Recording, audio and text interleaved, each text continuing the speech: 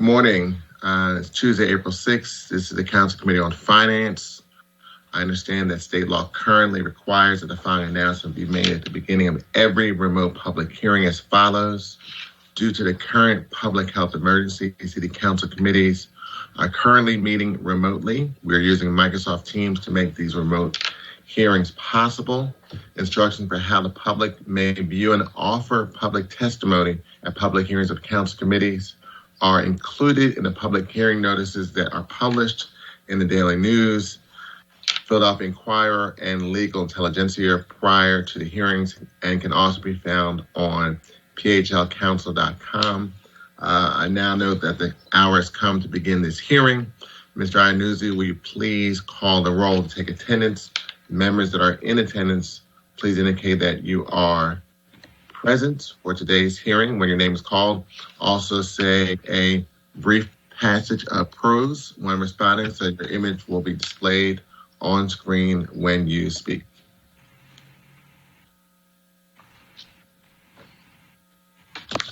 Councilmember Alan Don. Morning, Chairman Green and colleagues and everyone listening. Councilmember Helen Ginn. Good morning, colleagues. Good morning, Mr. Chair. Councilmember Bobby Heenan.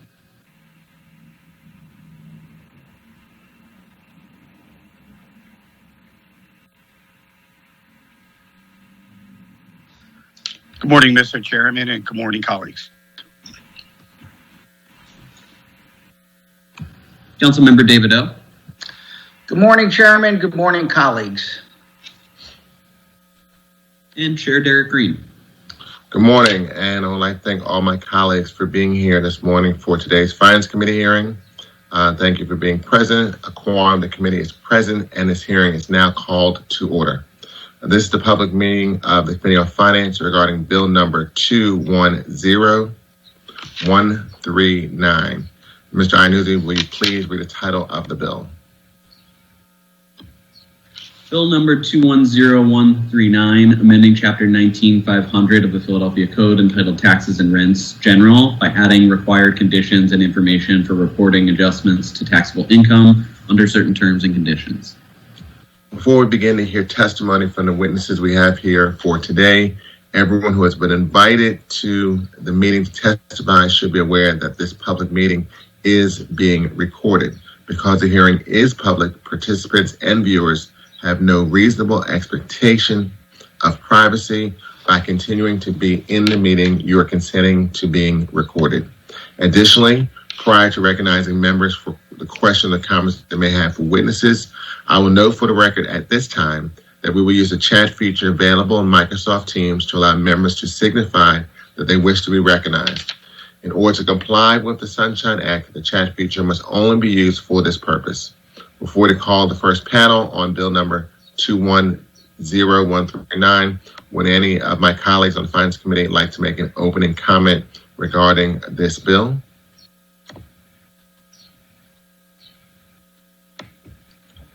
Seeing and hearing none, Mr. Iannuzzi, will you please call the first panel of witnesses we have to testify this morning?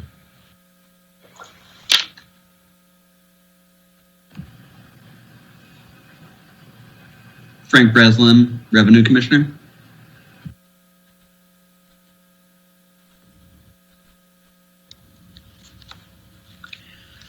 Good morning. Good morning, Chair. Commissioner Breslin, please state your name for the record and proceed with your testimony. Thank you. Good morning, Chair Green and members of the Committee on Finance. I'm Frank Breslin, Revenue Commissioner and Chief Collections Officer. I'm here today to present testimony on Bill 210139. This bill provides language necessary to implement fair and efficient procedures for businesses who need to amend their Philadelphia business tax returns as a result of a change to their federal tax return. If adopted, Philadelphia's rules would be consistent with recommended best practices for this common situation, which have been adopted by many states. First and foremost, this bill aims to reduce existing complexities and tax compliance barriers for taxpayers who have been audited by the IRS. When a taxpayer has been audited by the IRS, their federal return can change. In many cases, the taxpayer may also need to amend their business income and receipts or net profits tax returns for the City of Philadelphia for that year. Currently, the trigger for reporting a tax change from a federal audit examination is undefined. This bill clarifies the definition, making it clear when taxpayers must provide updated information to Philadelphia. This bill also extends the reporting deadline from 75 days to 180 days. We believe that this extension provides taxpayers sufficient time to amend or file a previously unfiled return in order to stay compliant.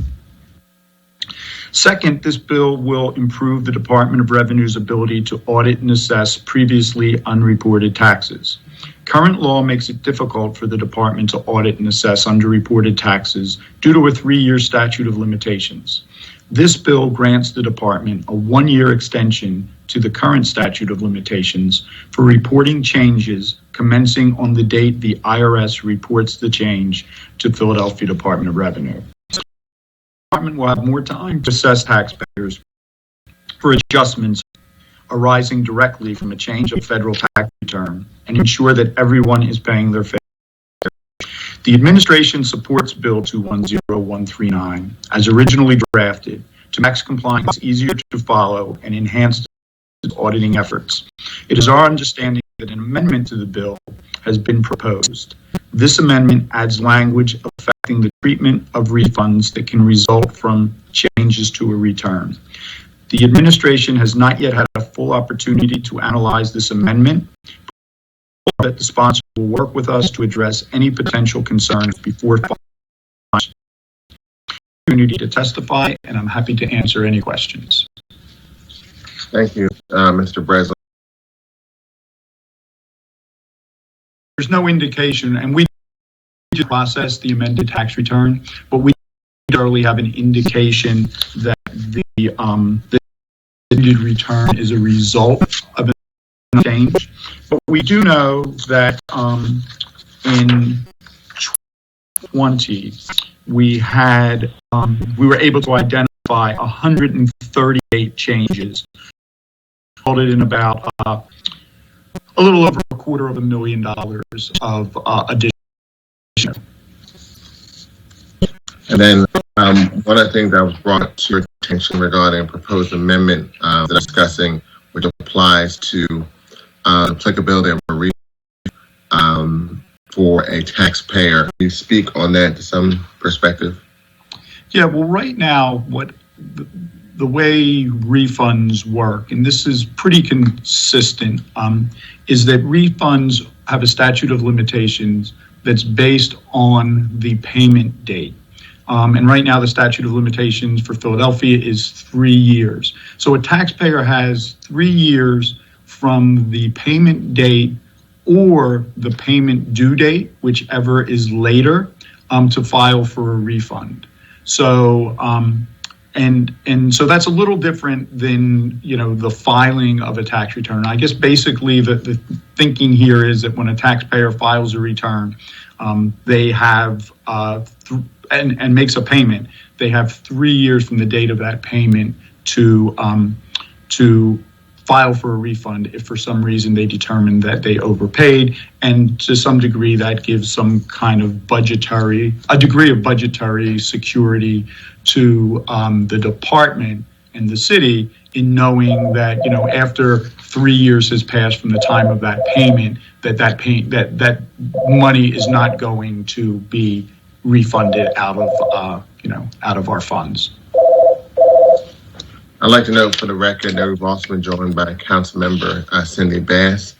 And I think that the question that came up is that my understanding is that because there's a 3-year statute of limitation in reference to filing the refund, but if there's some change to your tax filing and a report of change that would now entitle someone to have more of a refund, that they should be able to apply for that applicable refund based on this report of change. Right. I mean, that is what I understand the amendment to say. And as I said, we haven't had a chance to fully vet that yet. So we want to take a look at that, understand the implications of it, and then, work with you, Councilman, and to discuss that and come to an agreement. And to my colleagues, this is language that had brought to my attention within the past day. So we're having ongoing conversation with both law and revenue about making this amendment possible. So the goal for today's hearing would be to vote the bill out of committee as originally proposed, and then work with the law department and Department of Revenue on a combination to meet the goals of the amendment and then amend the bill while the bill is on our council calendar.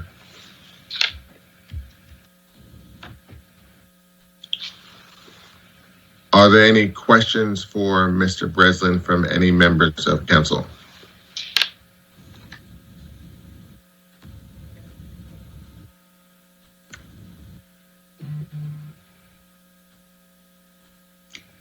I'm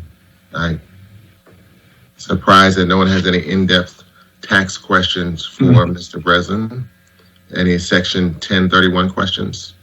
We do have in-depth tax questions, Mr. Chair, but not on this particular issue. Thank you. Thank you. But Mr. Breslin, since I do have you here, and as a council member, again, actually someone opened the door, I'm curious a little bit regarding collections that we're seeing right now. Just generally, as we were getting ready for the budget on April 15th, if you can kind of give a perspective on that and where we are compared to last year, now that we're 1 year into the pandemic and business activity does seem to be improving, as well as individual activity. So if you can give a little perspective from what you Sure. see as well. I can give some general perspective. I don't, wasn't prepared, so I don't have any information right in front of me. But, certainly some of the taxes have been severely hit. Amusement tax, liquor tax, parking tax, and, we're seeing some recovery there, but albeit, slow, and that's going to take a while. Parking tax, for example, a lot of that income comes from the big three areas are Center City, sporting events, and special events down at the stadiums and the airport. So we know that with people working remotely, with travel being limited, and just starting to resume some sporting events with spectators, that's taking a while, and that will continue to take a while. And we're seeing similar, we're seeing some recovery with liquor tax and wage tax. We're watching really closely. The concern there is the working remotely and how that is affecting, non-residents working remotely and how that is affecting our wage tax. Right now, we're seeing the impact of that. It's still a little early to tell because we're right in the height of tax season where taxpayers are filing for their refunds. So if a non-resident of Philadelphia was working remotely and their employer continued to withhold wage tax, they're entitled to, and we're talking about last year for 2020, they're entitled to file a claim for a refund. And that would generally gets done at the time that they file their taxes. If they have a preparer, the preparer would do that. So we're seeing the volume of those come in now, and we're processing them and we're tracking them. Right now, I think we're trending towards the budget estimate. Budget Bureau has revised estimates, and I think we're on estimate there, but we're watching that really closely. The other tax that we're watching very closely right now, and it's really too early to tell, is the business income and receipts tax.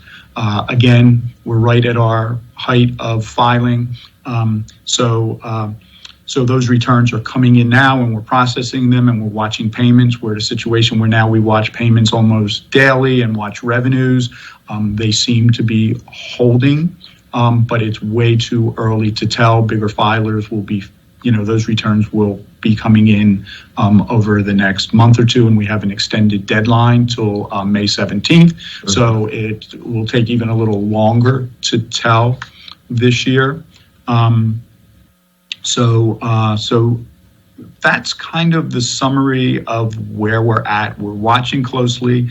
I think, some of the taxes, the taxes are reacting somewhat as expected. And I think the Budget Bureau has done a good job with estimating, and we'll just continue to monitor very closely, especially the wage tax and the BERT over the next couple of months.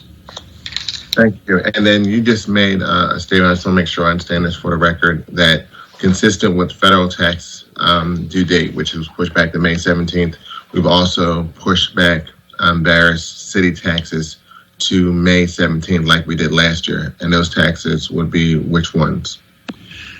That's the business incomes and receipts tax, the net profits tax, the school income tax, and the earnings tax. And they're usually kind of companion taxes to the federal tax. When a taxpayer goes to their federal, to their income tax preparer or their tax professional, they get prepared at the same time. So we didn't want to create a hardship for taxpayers in having to try to prepare the city returns for us at an earlier due date than their federal tax return. And I see my colleague, Councilmember Gimm, has a question. And just to conclude, we really won't have a perspective on how we're doing until probably the end of the first quarter 2022, because it does seem like that a number of businesses and others are starting to have a return, but probably a more robust return probably happen sometime in September after Labor Day, both for schools as well as businesses. By then, we'll have had a significant amount of vaccinations. Everyone that would have wanted to receive a vaccination should have been able to receive one by then. Those that had some type of vaccine hesitancy, hopefully that will have subsided.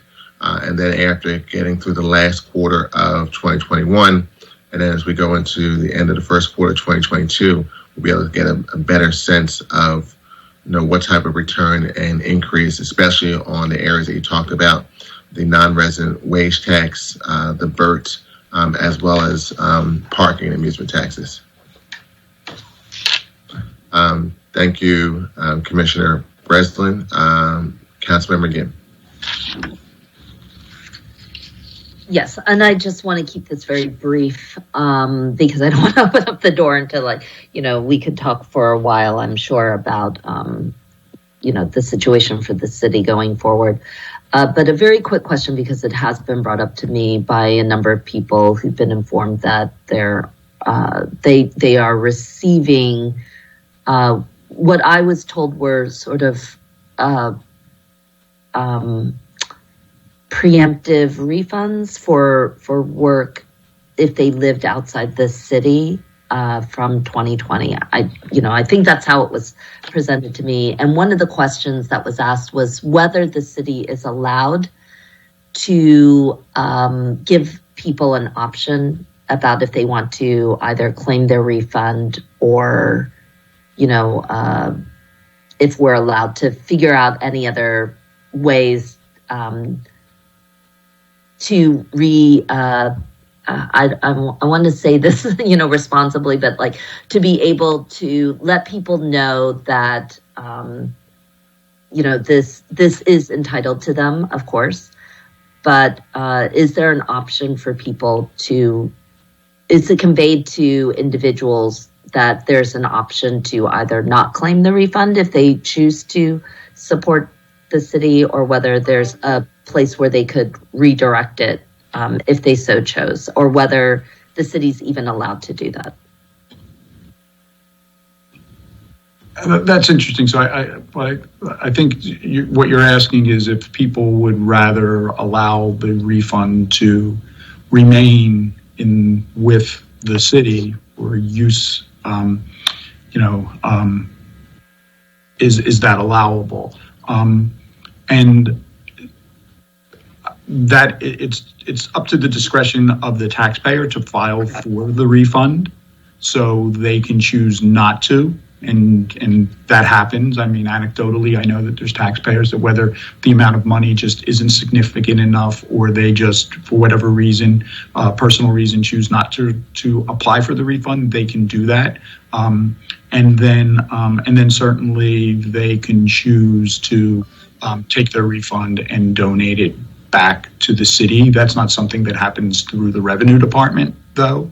But I know that there was initiative, I think, for contributions to the school district a few years ago, and I don't know if those still exist, but certainly taxpayers could do that. So anyone who received a refund check who lived outside of the city would have had to have proactively filed for the refund for that specific purpose, or would that have been, they would have filed, the city tax returns, and then, are they conscious of it? I guess this individual was surprised that they received a significant sum, would have preferred not to, was asking inquiries about what they can do. Yeah, the taxpayer would have to choose to file for a refund. We don't have a Philadelphia personal income tax filing requirement. The wage tax is withheld by the employer and submitted to the city. If the employee feels that it was withheld improperly, then they file for the refund. So that happens at the employee level, and they have to kind of willfully and proactively, choose to file a refund petition with the Department of Revenue that we would then process. The only other way that it takes place in the situation where the taxpayer doesn't do anything to get that money would be in the situation where the employer chose to stop with. So there was a third party. The tax. So that's the third party. Right. And otherwise the employee has to file a refund petition with us. This is a much longer conversation. I'm sure we'll have it at some later time, but I do appreciate just that quick information and may follow up with you separately. Yeah, happy to discuss that offline with you if you would like. Thank you. Thank you very much. Now recognize Councilmember Dom. Thank you, Chairman Green, and good morning, Commissioner Breslin. Just two quick questions. Real estate tax collection. This was our first year of no discount. How do we do on collections towards the end of March this year versus last year? I don't want to give you. We're so close to the deadline. Only a week in, and money still coming in and being processed because there's a little delay as it comes in and gets processed through some of the online processes. So we're still tallying everything up. But the early indication, I'll just say, is right now is it looks good, considering everything that the citizens have been through in the past year, and we'll know more in a week or so. Okay, great. And the second question, just a quick response is fine. The wage tax bill that this council passed last January, have we started to see people apply for their wage tax refunds? This was for people making less than a certain amount of income. Yes, we've started to see those refunds come in, those refund petitions come in because of what we've just talked about with wage tax. With the wage tax refunds, our volume of wage tax refunds is really large this year, so we're working through that and staying current on that. We try to turn refunds around in around 8 weeks. So my point there is I don't have a tally on the number because they'd be in with all of the other refund petitions, but as we track things, I can take a look and see if we have a number and a comparison, but I don't have that for you right now. And just last question, how do people know they qualify? Like a family of four that makes less than $30,000 a year, how would they know they qualify for that refund? Well, there's a lot, we do a lot through our communications team. That's been a challenge through the pandemic because, our most effective communication, especially, for those groups are in person. We've worked closely with council to do those in-person communication events that have been highly successful. We haven't been able to do those over the past year, so we've pivoted and we're using, every other means that we can to get the word out there. We're working through tax professionals.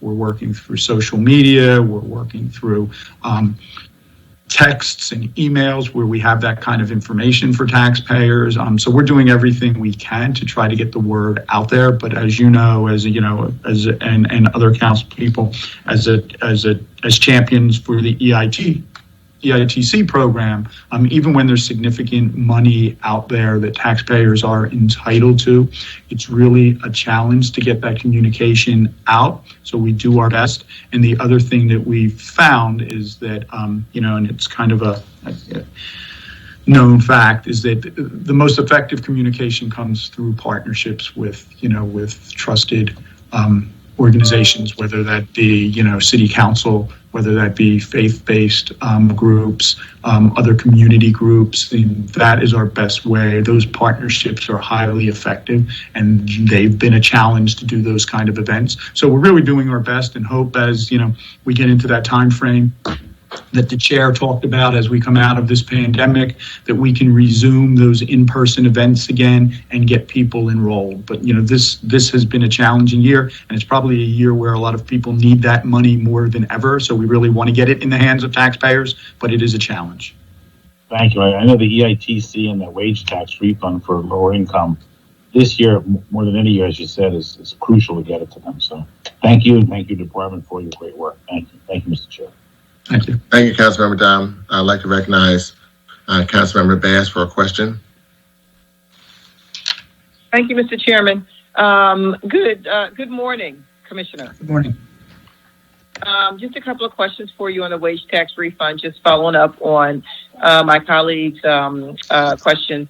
And I just wanted to go over the communications regarding refunds. And I remember when we did the homestead exemption, which we wanted to make sure folks knew about, that they had an opportunity to get out here and apply for the homestead exemption. There was like a mapping overlay that the city did so that we knew exactly what areas needed to be pinpointed and what areas were responding in an appropriate fashion to make sure that they got the refund. Are we doing things like that as well? I just wanted to ask if that's something that we're looking at so that we know where the gaps are in terms of who we think would qualify and who's actually applying.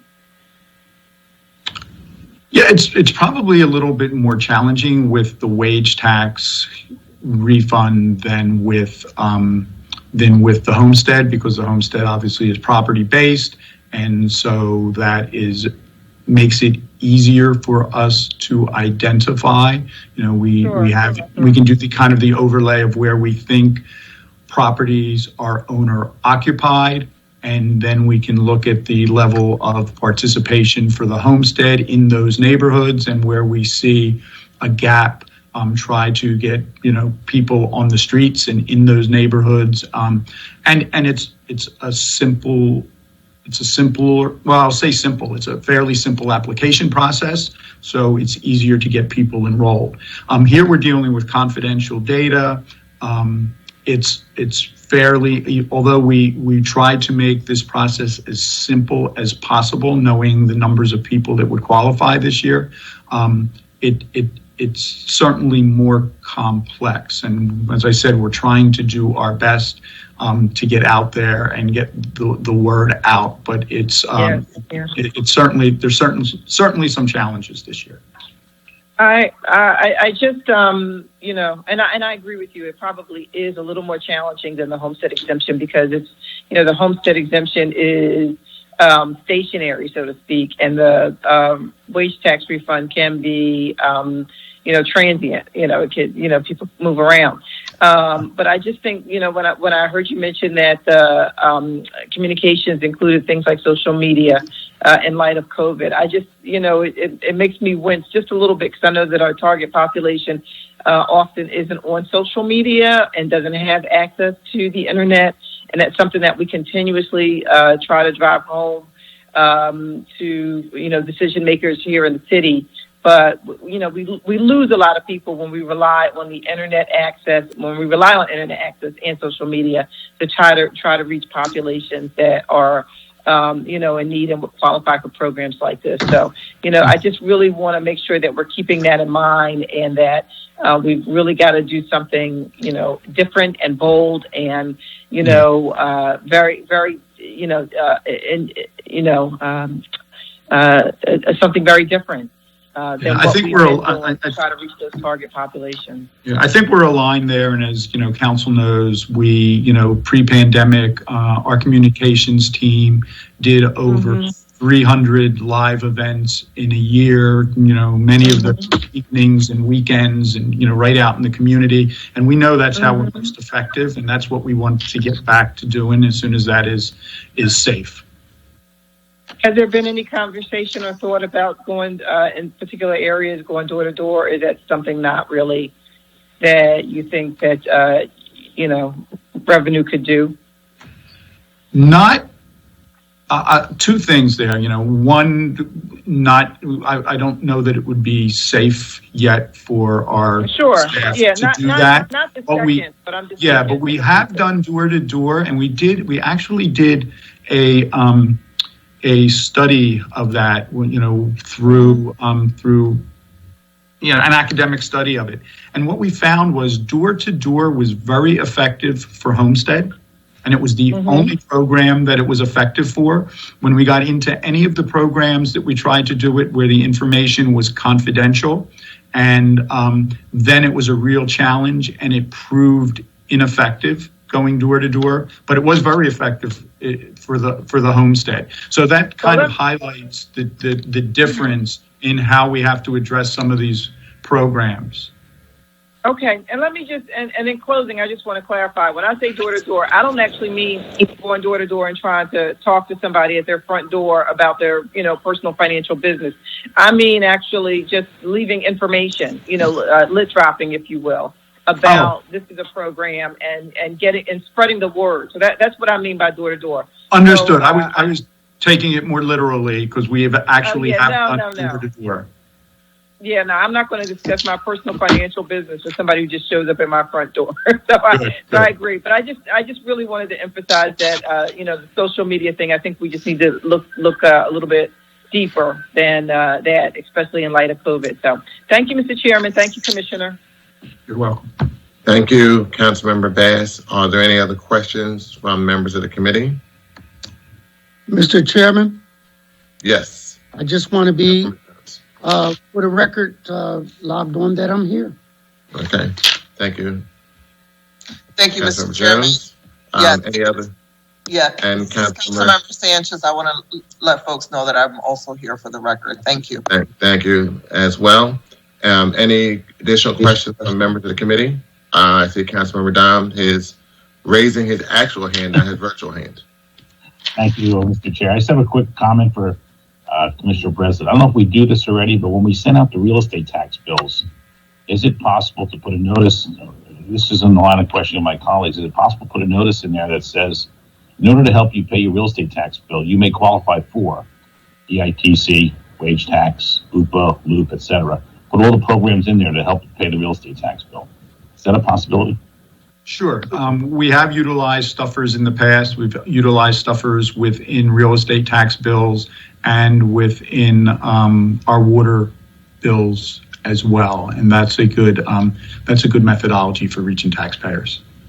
Thank you. Thank you very much. Thank you, Mr. Chair. Thank you. Seeing no additional questions from members of this committee, I want to thank you, Commissioner Breslin, for being here and testifying this morning. Are there any other members of the public that wish to testify on this bill number 210139?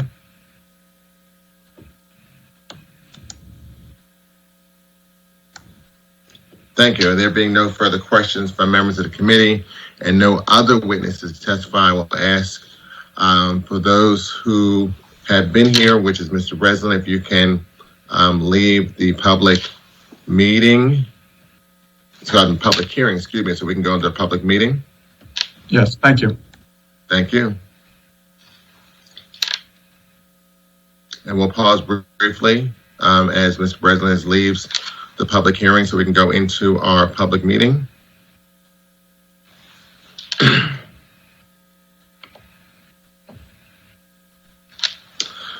This concludes the public hearing of this committee. We will now go into a public meeting to consider action to be taken on the bill before this committee today.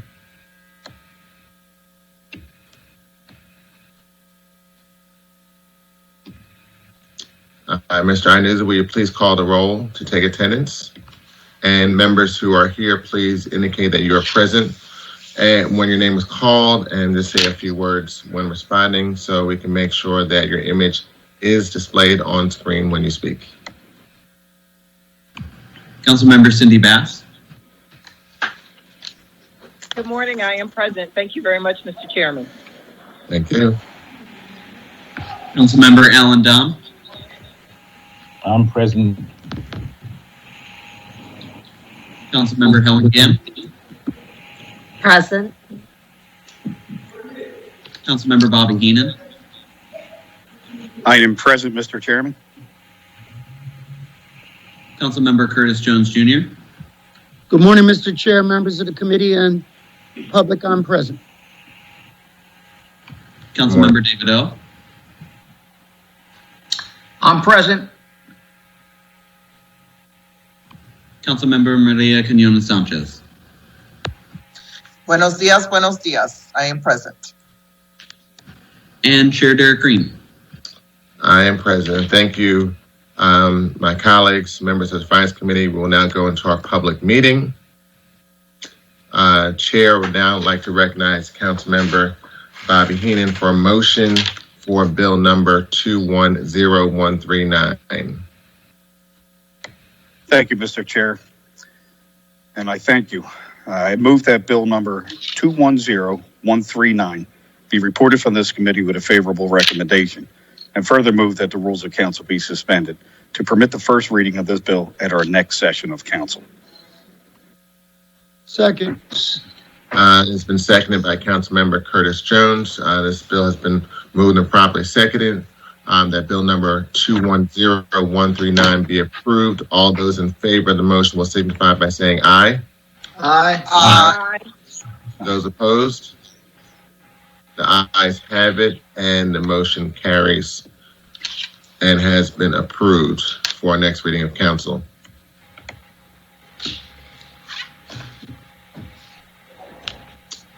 With that concludes the business before the Finance Committee today. I want to thank all of my colleagues for their attendance for today's hearing. Thank you. Thank you. Have a great day.